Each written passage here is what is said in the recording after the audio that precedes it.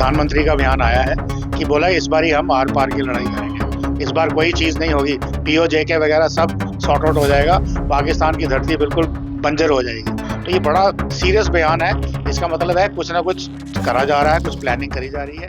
Dainik Savera TV देख रहे हैं आप और लगातार पाकिस्तान बौखलाया हुआ है। और जिस तरह से प्रधानमंत्री नरेंद्र मोदी ने कल देर रात मीटिंग के बाद जो 5 फैसले लिए हैं, उसके बाद पाकिस्तान की नींद उड़ गई है। लेकिन इसके बीच में सब बातचीत करने के लिए एडिशनल जनरल डायरेक्टर आर्मी से रिटायर्ड विजय देवान जी हैं। सर, किस तरह से देखते हैं पाकिस्तान इस वक्त बौखलाहट में है, पाकिस्तान मिसाइल टेस्टिंग कर रहा है और कहीं ना कहीं इस मंशा से इस वक्त डरा हुआ है और कहीं दिखाना चाहता है कि पाकिस्तान भी हरकत में है इसके बाद। देखिए, कल मोदी जी ने जो फैसले लिए हैं कैबिनेट कमेटी ऑन सिक्योरिटी के ऊपर, और प्लस उसके पहले उन्होंने जो मीटिंग करी है अजीत डोभाल जो नेशनल सिक्योरिटी एडवाइज़र हैं, और plus chief of defence staff और chief of army navy air force staff, अभी उस मीटिंग के बारे में हमें कुछ मालूम नहीं है क्योंकि वो असली एक्चुअल काइनेटिक मीन वो है। But cabinet committee on security में उन्होंने जो डिप्लोमेटिक मेजर्स लिए हैं, यहाँ उन्होंने जो बोला है इंडस वाटर ट्रीटी को हम अभी हेल्ड इन अबेयंस करेंगे, उन्होंने एब्रोगेशन नहीं बोली है। पाकिस्तान के दूतावास को यानी कि डाउन साइज कर दिया है, उनके जो लोगों को पर्सोना नॉन ग्रेटा डिक्लेयर कर दिया है, वीज़ाज कैंसिल कर दिए हैं, अटारी बॉर्डर बंद कर दी है। तो इसके जवाब में पाकिस्तानियों ने भी आज वहाँ पे नेशनल सिक्योरिटी काउंसिल की मीटिंग करी है, और वो मीटिंग शायद अभी भी चल रही है। बस सूत्रों के हिसाब से जो अभी तक हमें पता चला है, पाकिस्तान ने बोला है कि हम शिमला समझौते को मना कर देंगे एज ए रिटेलिएशन। तो मैं कहता हूँ उसको कोई फर्क नहीं पड़ता। शिमला समझौते को उन्होंने 1972 में किया था, in real letter and spirit में शिमला समझौते को कभी माना ही नहीं गया, चाहे वो चाइना का उसके ऊपर हाथ था या अमेरिका का था, जो भी था शिमला समझौता वैसे ही डिफंक्ट है। उसके बाद अगर वो बॉर्डर एग्रीमेंट की बात करते हैं, सीज फायर एग्रीमेंट की, वो वैसे ही वायलेशन हो रही हैं। तो इससे हमें लीवरेज मिल जाएगी कि हम भी ठोकें उनको अच्छी तरह से। आज हमें थोड़ा सा रिस्ट्रेंट में रहना पड़ता है क्योंकि पाकिस्तान की तरफ से जब सीज फायर वायलेशन होती है तो वो कहता है जी हमने तो किया ही नहीं, ये शायद डीप नॉन स्टेट एक्टर्स हैं, हमें पता नहीं कौन है। तो अब हम भी ठोकेंगे उनको, और जो उसको मॉनिटर करने के लिए United Nations military observer group in India Pakistan जो यूएन की बॉडी है, जिसमें मैं भी 3 साल रह चुका हूँ, गुपकार रोड में उनका ऑफिस है, तो वो वैसे भी डिफंक्ट है। और बाकी आज ये बोल रहा है एयर स्पेस बंद करूंगा या मिसाइल परीक्षण करूंगा बे ऑफ बंगाल में कि नेवी को डेटरेंट है या एयरफोर्स को है, ये सब बेमानी बातें हैं। उसको डर है कि पहले बालाकोट की तरह कोई एयर स्ट्राइक ना हो जाए, और अगर हमें वो अपना एयर स्पेस बंद करेगा, हमारी एविएशन वहाँ से क्रॉस नहीं कर पाएगी, उसकी तो ज़्यादा प्रॉब्लम पड़ेगी। जो हमारा बड़ा कंट्री है उसको लंबा चक्कर निकाल के जाना पड़ेगा साउथ ईस्ट एशियन कंट्रीज़ में। तो एविएशन फ्यूल की जहाँ तक बात है, उनको ज़्यादा डेट्रीमेंटल है। पर शायद उन्होंने एक प्रिकॉशन लिया है कि इंडियन एयरफोर्स स्ट्राइक ना करे बालाकोट की जैसे। सिमिलरली कराची में जो मिसाइल पर सरफेस टू सरफेस मिसाइल का एक परीक्षण किया है, क्या परीक्षण है हमको मालूम है, उनके पास गोरी गजनवी वगैरह मिसाइल्स हैं जिनकी क्या रेंजेस हैं। अब उसको अगर उन्होंने अभी वैलिडेट करना है तो कर ले, उससे हमें कोई फर्क नहीं पड़ता। मान लो कल को अगर हम कोई नेवल ऑपरेशन प्लान भी करते हैं, what difference does it make. Only सिर्फ ये है कि अगर वो वहाँ पे परीक्षण कर रहा है तो उसकी सारी आइज एंड ईयर्स सर्विलेंस काफ़ी स्ट्रांग रहेगी। तो शायद उस चीज़ को एक दिखाने के लिए कि सर्विलेंस करना है इंडियन नेवी के ऊपर, वो कह रहा है जी हम परीक्षण कर रहे हैं इसलिए हम सर्विलेंस कर रहे हैं। तो ये सब चीज़ें बेमानी है, ये बौखलाहट दिखाती है। हाँ, इंडस वाटर ट्रीटी अगर हम उसको कार्यान्वित कर दें तो पाकिस्तान का जो पंजाब एरिया है, जो बेसिकली जिसको वीट बोल ऑफ पाकिस्तान बोला जाता है, मतलब वो खाना जो पूरा पाकिस्तान खाता है मेजॉरिटी पंजाब एरिया से आता है, अगर उसकी इरिगेशन बंद होगी, वहाँ पे उनकी पैदावार कम होगी। अगर हम इंडस का पानी बंद कर देंगे तो मंगला डैम का पानी कम हो जाएगा, उनकी इलेक्ट्रिक जनरेशन कम हो जाएगी। एज इट इज़ मेरे ख्याल से सुना है वहाँ पे नॉर्मल यूनिट गरीब लोगों के लिए भी 18 रुपये का मिलता है, तो बहुत एक्सपेंसिव है। तो बिजली भी गई, खाना भी गया, और ज़मीन भी बंजर होगी। तो अगर ये सब मेजर्स होते हैं तो then they have a tough time, और इसलिए वो अपने अब नेशनल सिक्योरिटी काउंसिल की मीटिंग कर रहे हैं कि अगर भारत ये सब करता है तो उनका क्या रिस्पॉन्स होगा। लेकिन क्या लग रहा है, पाकिस्तान को हर बार मुंह की खानी पड़ी है, हर बार पाकिस्तान को इंडिया ने जो है वो हार दी है, लेकिन फिर इस तरह की हरकतें छुटपुट आतंकवादी गतिविधियां जम्मू कश्मीर में करवा रहा है और फिर इस तरह से जो है ये काम कर रहे हैं। देखिए, अभी मैं जब थोड़ी देर पहले मुझे बताया फ़ोन पे, प्रधानमंत्री का बयान आया है कि बोला इस बार ही हम आर पार की लड़ाई करेंगे। इस बार कोई चीज़ नहीं होगी, POJK वगैरह सब सॉर्ट आउट हो जाएगा, पाकिस्तान की धरती बिल्कुल बंजर हो जाएगी। तो ये बड़ा सीरियस बयान है, इसका मतलब है कुछ ना कुछ करा जा रहा है, कुछ प्लानिंग करी जा रही है।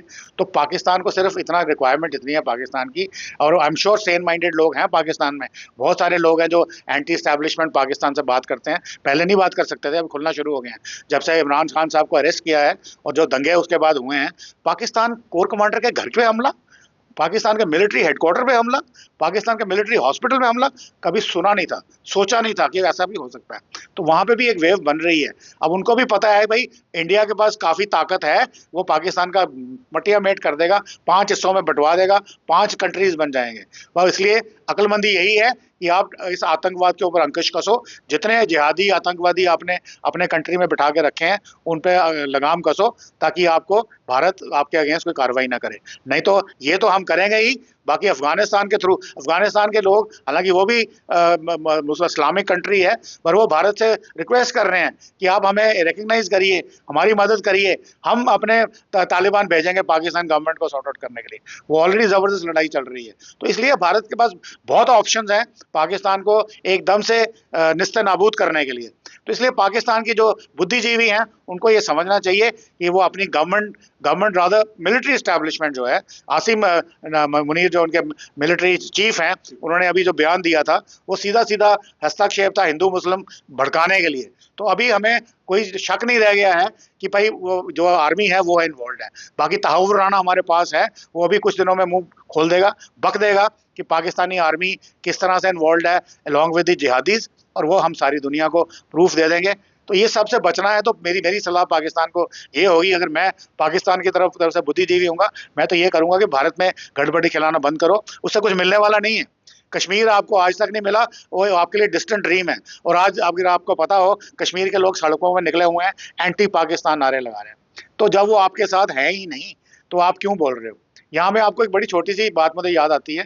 पाकिस्तान श्रीनगर में एक बड़ी हैं तो यंग जर्नलिस्ट, मुझे उनका नाम भूल रहा है, उन्होंने टेलीविजन पे आके बात बताई। कोई पूछा भाई ये इंडिया पाकिस्तान क्या है, लड़ाई क्या है?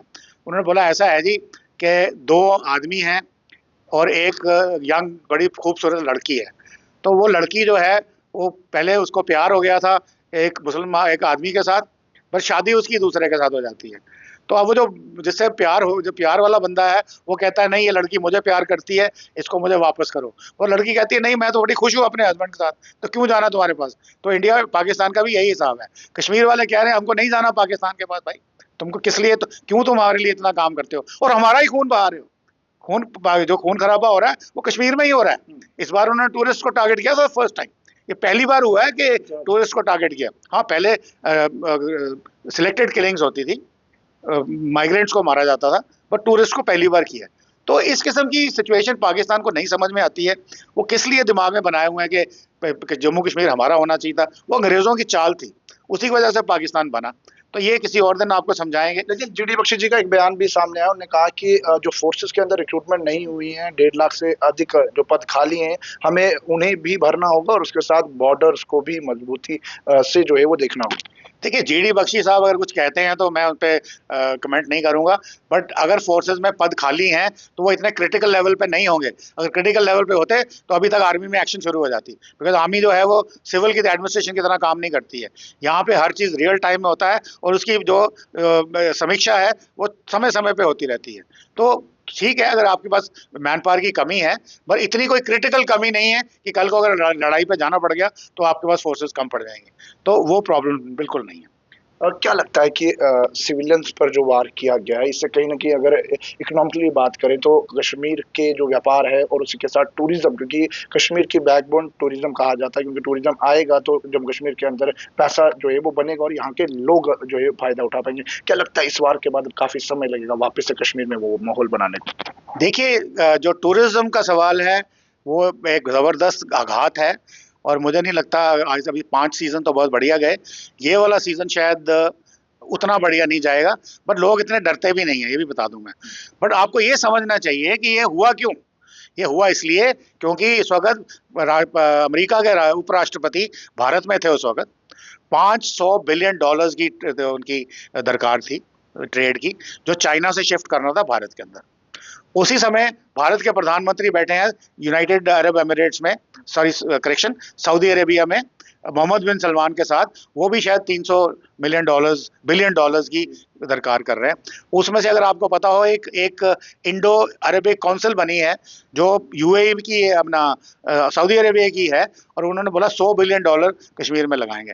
तो ये चाइना के लिए ज़रूरी था कि अगर ये डॉलर्स लग जाते हैं, और टाइमिंग इसलिए कि ये लोग इस वक्त भारत में है जेडी वैंस, तो ये खबर खूब उछलेगी और पूरी दुनिया में जाएगी भारत में शांति नहीं है, इसलिए भारत में निवेश करना गलत बात है। तो ये चाइना द्वारा करवाया गया पाकिस्तान से, और उससे क्या होता है, और हुआ क्या कि उन्होंने टूरिस्ट को अटैक कर दिया। एज अ रिजल्ट जो लोकल्स हैं, उनके जो होटल्स वाले हैं, शिकारा वाले हैं, घोड़े वाले हैं, वो बेचारे कल तक सोच रहे थे, कईयों ने लोन ले रखे हैं, गाड़ी चला रहे हैं, टैक्सी चला रहे हैं कि मैं लोन्स पूरे करूंगा, मैं इस पूरा सीजन अच्छा निकलेगा। अब वो सब बंद है, इसलिए उनको एक उनके पेट पे जबरदस्त लात पड़ी है। भारत को कोई खास नुकसान नहीं होगा, भारत कश्मीरियों को भी कॉम्पनसेट कर लेगा, no issues about it. But sentiment जो है वो इस वक्त कश्मीरियों का बड़ा एंटी पाकिस्तान निकला है, और पहली बार हुआ है कि पाकिस्तान के साथ साथ जम्मू वाले भी उतरे हुए हैं सड़कों के ऊपर, प्रोटेस्ट हो रहे हैं, नारे लग रहे हैं। श्रीनगर में वो उनकी एफिजीज जलाई जा रही हैं और उनको पाकिस्तान के अगेंस्ट अपना गुस्सा निकाला जा रहा है। तो उनको पता लग गया है कि भाई वो हमारी जमीन चाहते हैं, हमें नहीं चाहते, उनको जमीन चाहिए। तो इसका मतलब यह है कि वो पाकिस्तान एक सही मंशा वाला कंट्री नहीं है। और वही मैंने आपको जैसे बताया, मुझे जर्नलिस्ट का नाम नहीं आ रहा, वो बोल रही है कि भाई लड़की बोल रही है भाई मैं अपने हस्बैंड के साथ बहुत खुश हूँ, मुझे नहीं जाना है, पर फिर भी जो उसका प्रेमी है वो बोल रहा है नहीं नहीं इसको मेरे पास दे दो, ये उसके साथ खुश नहीं है। वो लड़की बोल रही है मैं खुश हूँ। तो यही चीज कल निकली है, और पूरा का पूरा जम्मू कश्मीर कल हॉल्ट पे था, बिल्कुल total, there was no activity at all. कोई ऑफिस नहीं, कोई बिजनेस एस्टैब्लिशमेंट नहीं, सब लोग सड़कों में बैठे हैं, एफिजीज जला रहे हैं, नारे लगा रहे हैं। तो ये एक बहुत बड़ी अचीवमेंट है और एक बहुत बड़ा तरीका है। तो पाकिस्तान का ये जो जघन्य अपराध उन्होंने किया 28 लोगों को मारने का, ये उनको उनके मुंह की खानी पड़ी है। इनको इंटरनेशनल लेवल पे भी पूरी दुनिया के मैसेजेस आ रहे हैं condemning the attack in favour of India, और यहाँ पे नीचे लोकल पॉपुलेशन उनके अगेंस्ट है।